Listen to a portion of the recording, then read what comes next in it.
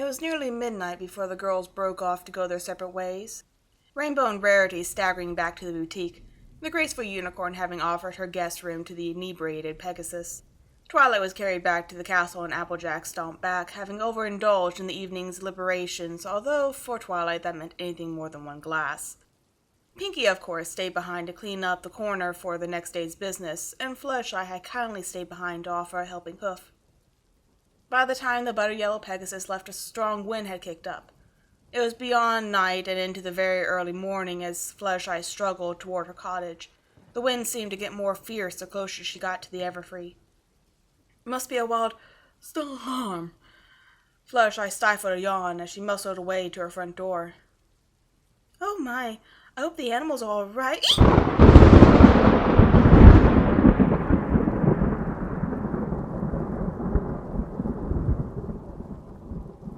Her thoughts were interrupted by a crash of thunder and lightning outside.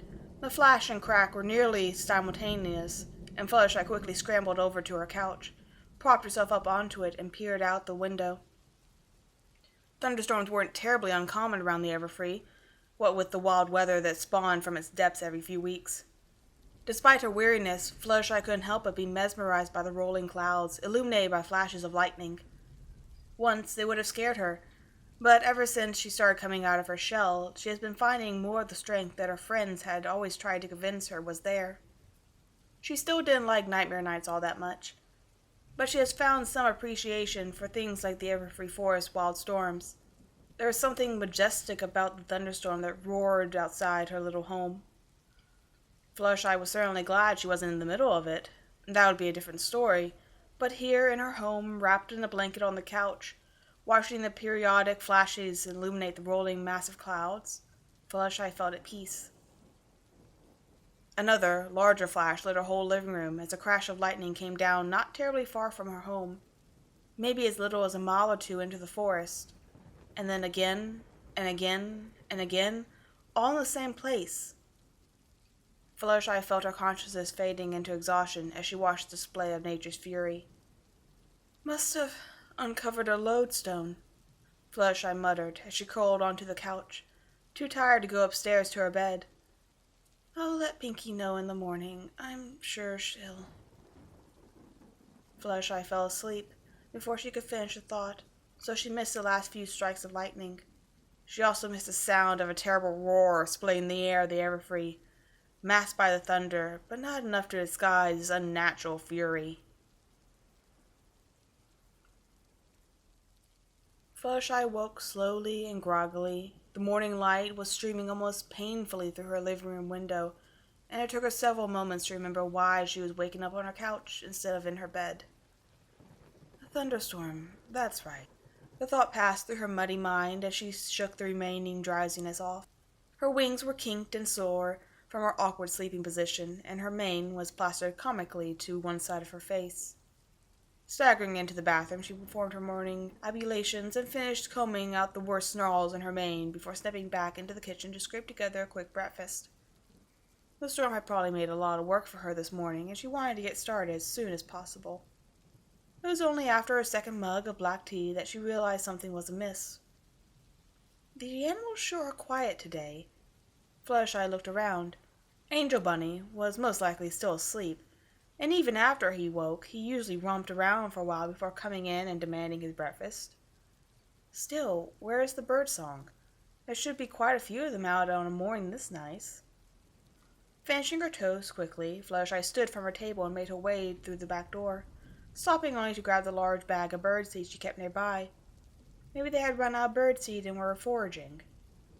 Opening the back door, Fluttershy opened her mouth to call out to her animal friends. The words died in her mouth. Oh my, Fluttershy squeaked out instead. She stood in her backyard, taking in a sight that she was not entirely sure how to feel about. On one hoof, there was a wing-clenching terror. On the other, sympathy for a badly hurt fellow pony. Well, maybe not fellow, per se?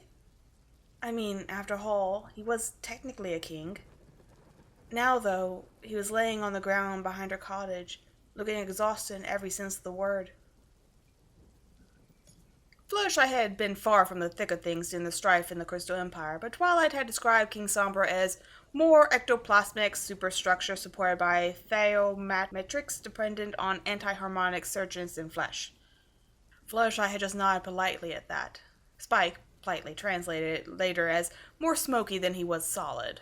That had made much more sense. Now, though, he was solid. Totally and completely solid. And very, very big. He made Big Macintosh look petite in comparison.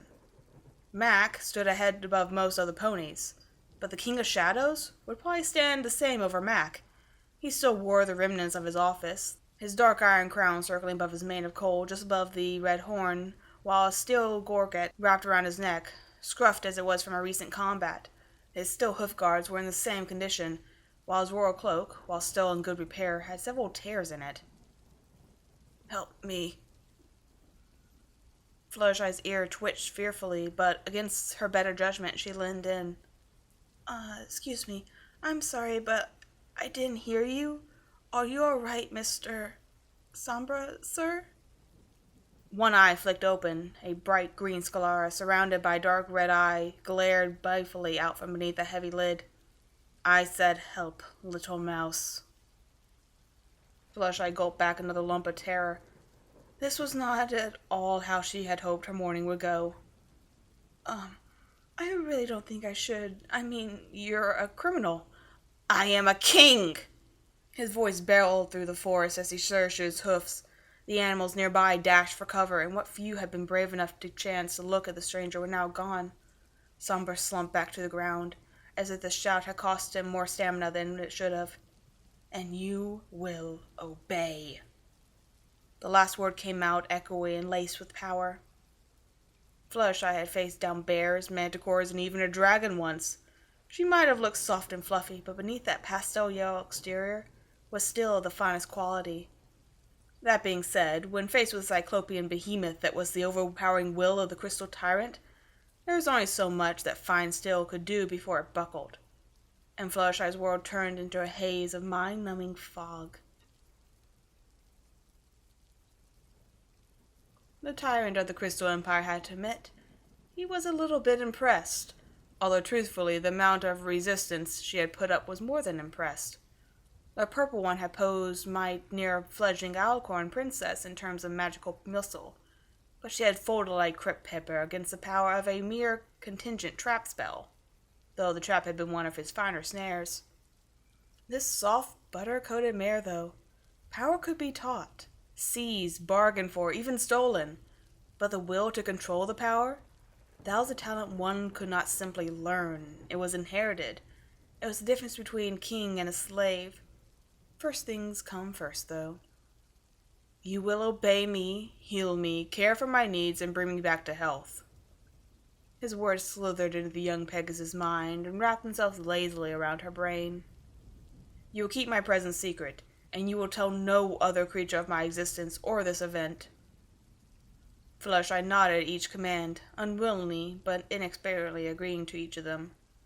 "I seal you to the skies, and my name, Empress Sombra, and by my horn it is done."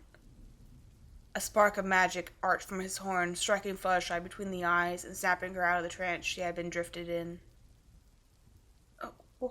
What did you do to me?" Fluttershy backpedaled away, eyes wide with fear. Sombra, however, had slumped to the ground, drained by the exertion of his spell. "Bring me inside, mouse." His voice rang in her ears like a bass drum. She tried to say no, but to Fluttershy's visible shock, she was already moving to his side, nudging beneath his massive foreleg to lift him up and drag him toward the back door to her cottage. Carefully, she avoided the sharp edges and points of his armor as she heaved him up and forward. Sombra adjusted himself as best he could to keep the mare from accidentally impaling herself. The journey was less arduous and bump-filled than Sombra had anticipated. It seemed the yellow Pegasus had a natural, gentle touch. All the better. The gentle ones made for the finest healers.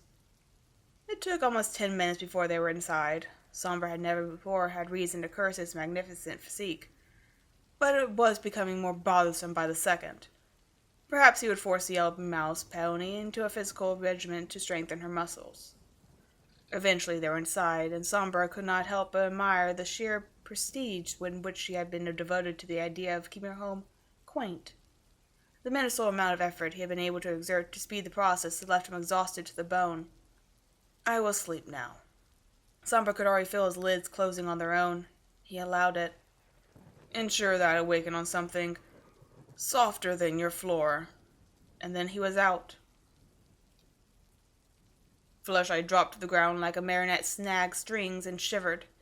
His last command still rang loudly in her ears. It was like the loudest kind of party, and she was standing flush to the speakers.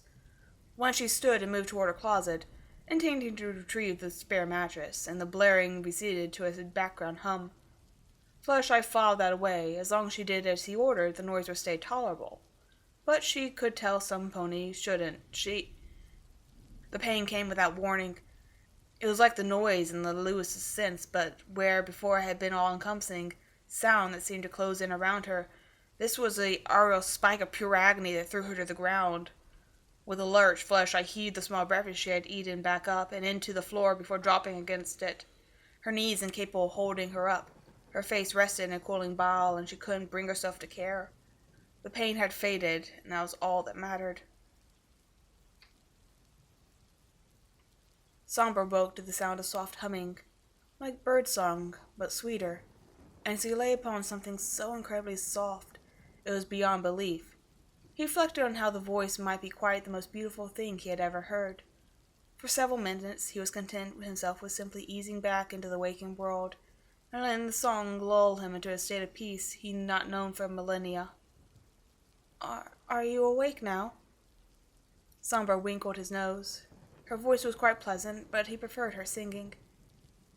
That is, if you're not, it's okay. I'm awake, little mouse, Sombra rumbled as he finally opened his eyes, rolling the massive muscle that was his withers that he felt, and heard a satisfying crack pop. And henceforth you shall refer to me as Your Majesty, Your Highness, or Master. I graciously place the choice in your hoofs. Yes, Your Majesty, Fluttershy replied without hesitation. I put away your things in my closet, if that's okay, Your Majesty. Sombra raised a single dark eyebrow as he gave a slight nod. A strong inherent will, flawless physical appearance, and naturally submissive, Sombra reflected, a dry smile edging onto his features as Fluttershy turned away to begin making up the makeshift bed. Had my apprentices in the Empire posed half of her potential, the Diarchs would not have known what had hit them. A soft clink of porcelain drew his attention. Somewhere in his musings, Fluttershy had slipped out of the living room where he had slumbered and into the kitchen, and had returned with a platter of sandwiches and a pot of luxurious scented tea. She moved back into the living room with the same quiet motions, only the platter, which was balanced perfectly on her haunches, made any sound. Without a word, she slid the platter onto the table in front of Sombra, leaning in to nudge it toward him with her nose. Not once did she look him in the eyes, and if half of my servants had been as well trained, I might have ended up slightly less miserable as well. Sombra favored her with a brief nod of praise before picking up a sandwich in his magic and taking a bite. Cold, crisp cucumber danced across his tongue, tinged with a light, tangy sauce. Not exactly castle fare, but it was almost an improvement by simplicity alone. That and Sombra only just realized he was ravenous. Your Majesty. Her voice was soft and as uninstructive as it possible could be. Sombra looked up, still chewing his way through his third sandwich. If you don't mind, I was wondering why you're not still... Mad as a March hare, Sombra interjected wryly. Fluttershy blinked, momentarily unsure if she should agree. You can thank your pretty pink princess for that. Crystal Heart broke my power, and I only survived thanks to a contingent spell I had laced in the castle's architecture during my reign. So how did you become that way in the first place? Fluttershy delicately lifted the pot of tea and poured a generous measure for both of them. His cup filled first, of course. Sombra gave another appreciative nod. Try being trapped in a lightless limbo for 1,000 years with only your darkest fears for company, he answered before snapping up another sandwich. It is, to say the least,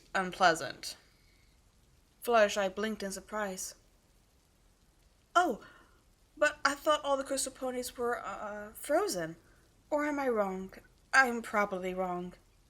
The dainty Pegasus looked depressingly dejected, but politely attentive nonetheless. Really, Sombra mused, if she went through the element of kindness, I would suspect her being the mastermind of the entire group. It seemed contrary to my former belief. There really are ponies this nice. Taking a deep, satisfied breath, Sombra shook his head. You are and you are not, Mouse.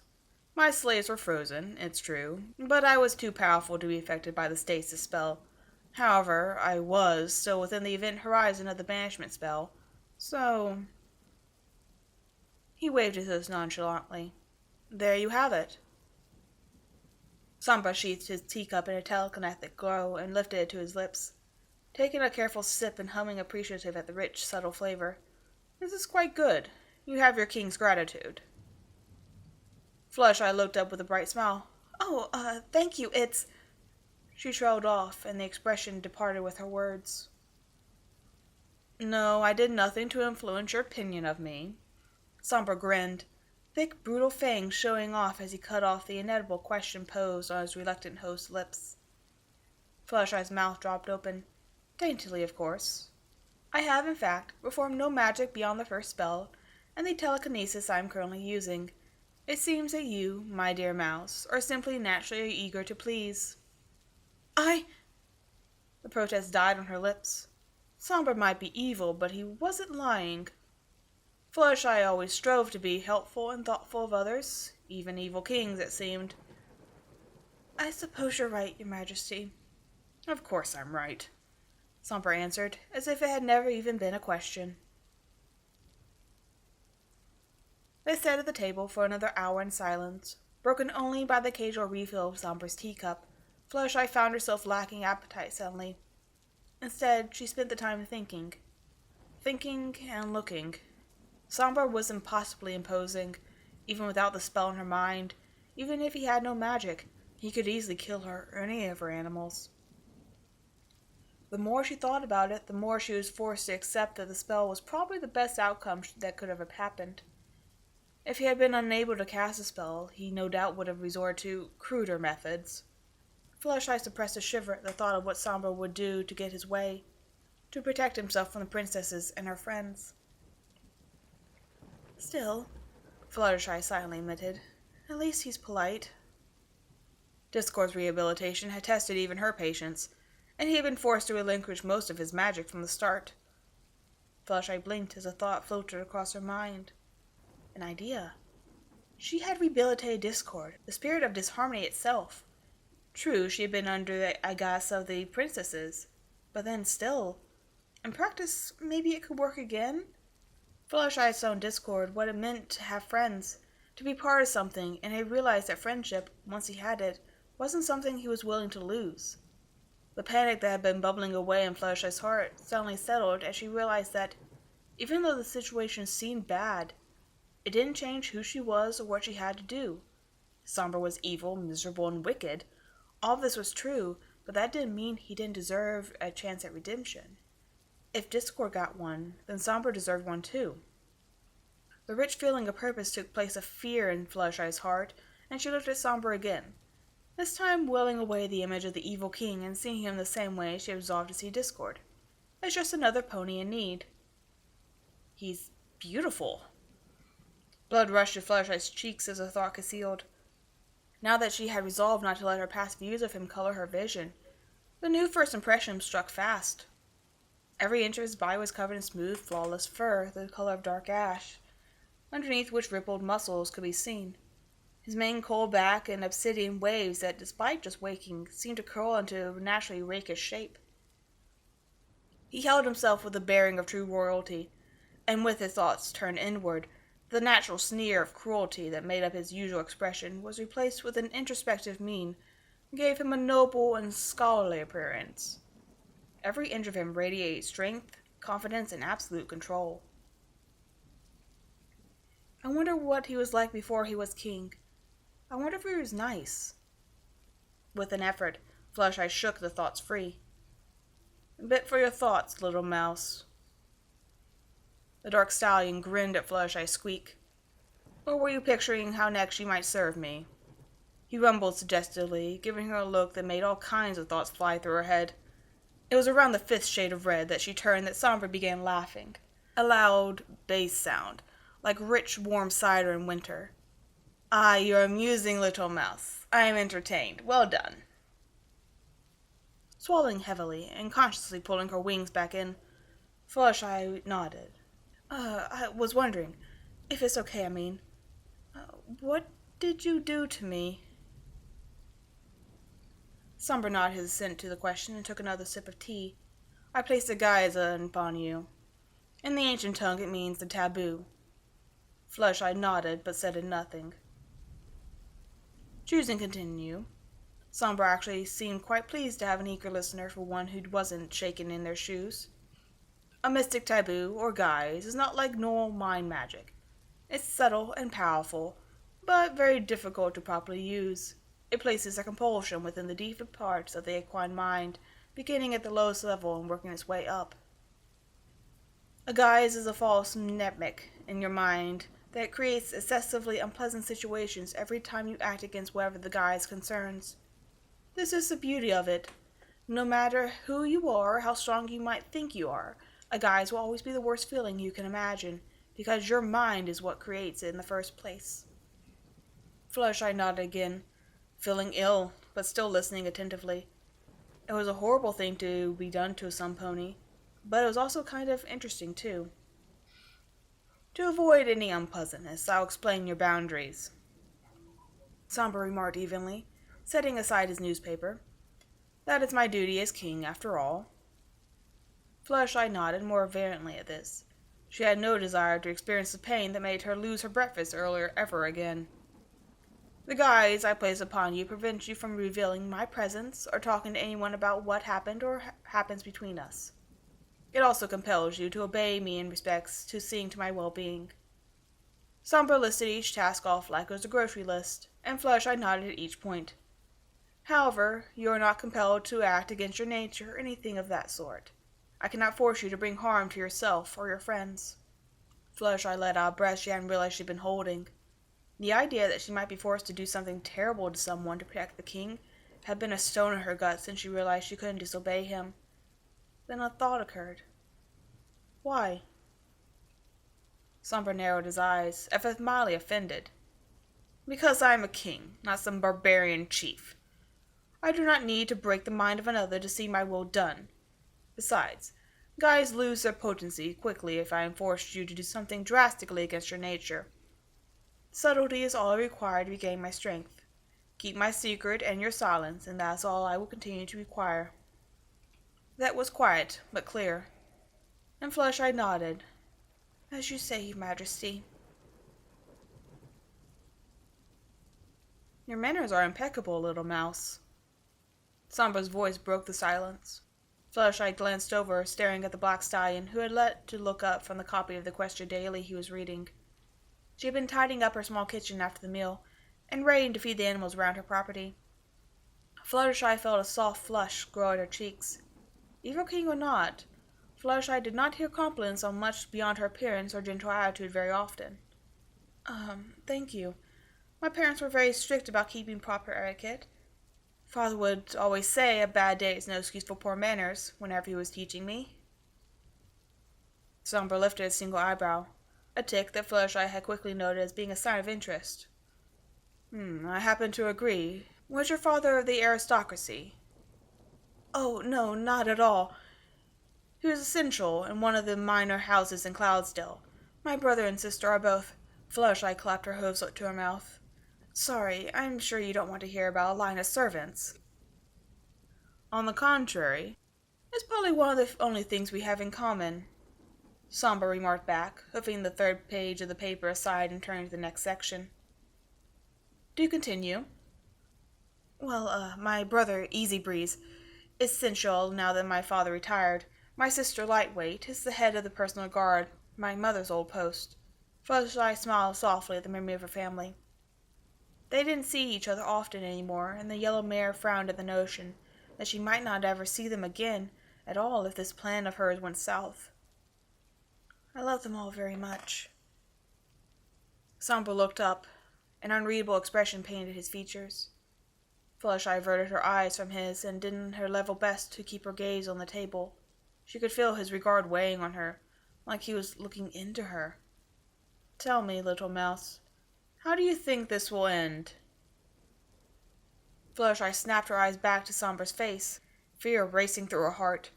She couldn't very well tell him, with you embracing the magic of friendship, and she doubted that he was asking anyway. He wanted to know how Fluttershy thought matters would end when he no longer needed her to care for him. Frankly, the meek Pegasus was trying not to think about it, but the guise compelled her. "I think that when you're better, you'll kill me, so I can't tell anyone who was here or where you had gone."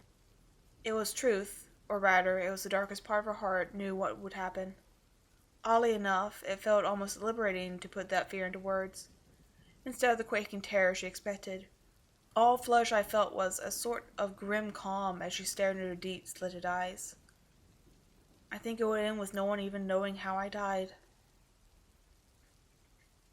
Sombra marveled at how such a demure mare could manage to consistently impress him. The Dark King did not consider himself a stallion below standards, yet in the matter of hours, respective to his state of consciousness, that he had known this little mare, she had shown him more backbone than some of his generals had. Even now, she was calmly meeting his eyes, and telling him that she had every expectation of being killed for the sake of secrecy. In fairness, that had originally been Sombra's plan, too, so he could barely blame her for guessing it. Ending her life after he was healed was the most logical way for this chain of events to end. He would be healed, his presence unknown, and the only witness silenced. For the first time in millennia, he would truly be free.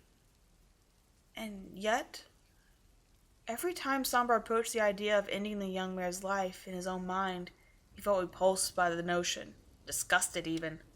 The very thought of quashing such potential prematurely grated against him. Of course, none of this changed the logic of the matter. She had to die, or he would face pursuit once again by his nemesis. Suddenly, another thought intruded, one that was so absurd he could not believe he had overlooked it. "What is your name?" The words came out before he realized it. True, he had never thought to ask her for her name. In fact, he had hard-pressed to recall the names of any of his servants. Servants were there to serve. They were seen and not heard. In a sense, they were closer akin to furniture, in that they served a purpose and nothing else. But not knowing the mouse's name seemed wrong somehow. It certainly seemed wrong to have to kill her in the end without ever learning it. Fluttershy blinked at the sudden change of tone and topic. My name is Fluttershy, Your Majesty." Her tone was confused, but a little relieved. "Fluttershy." Sombra tasted the word. It suited her. It was soft and quiet in the same way as its owner. The coal-coated king, for a moment, felt once more of his 1,000-year lifespan settle on his shoulders. He felt exhausted. "Very good, Mouse. I am going to sleep now. My body is still weary, and sure there is another meal waiting for me when I awake." "As you say, Your Majesty." It's the only answer she could give.